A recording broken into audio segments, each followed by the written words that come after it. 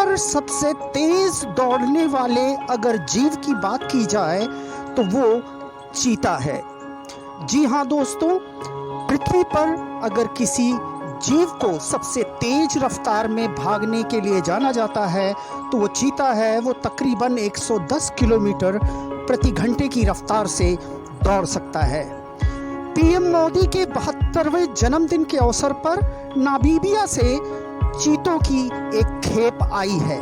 जी हाँ, मैं बताता चलूं, 1952 में भारत से चीते लगभग विलुप्त हो गए थे और सरकार ने ये घोषणा की थी कि अब भारत में चीते नहीं हैं। लेकिन 70 सालों बाद सरकार के अथक प्रयास पर 8 चीतों को एक विशेष विमान द्वारा नामीबिया से भारत लाया गया।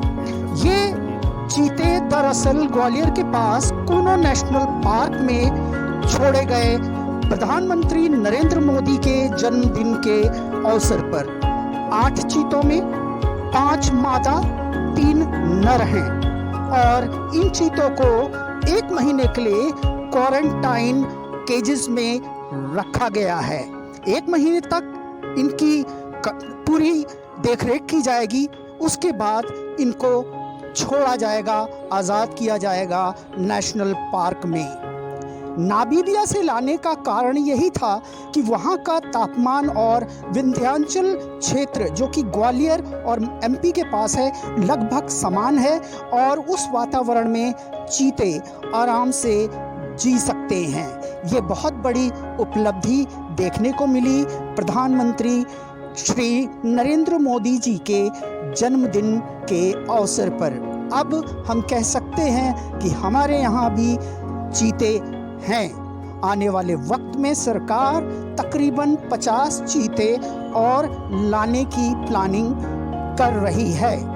कूनो नेशनल पार्क विंध्याचल क्षेत्र में एक हरा भरा पार्क है जहां पर अधिकतम तापमान तकरीबन 42 से 45 डिग्री और न्यूनतम तापमान 4 से 5 डिग्री सेल्सियस होता है, जो कि चीतों के लिए बहुत ही अच्छा वातावरण माना जाता है।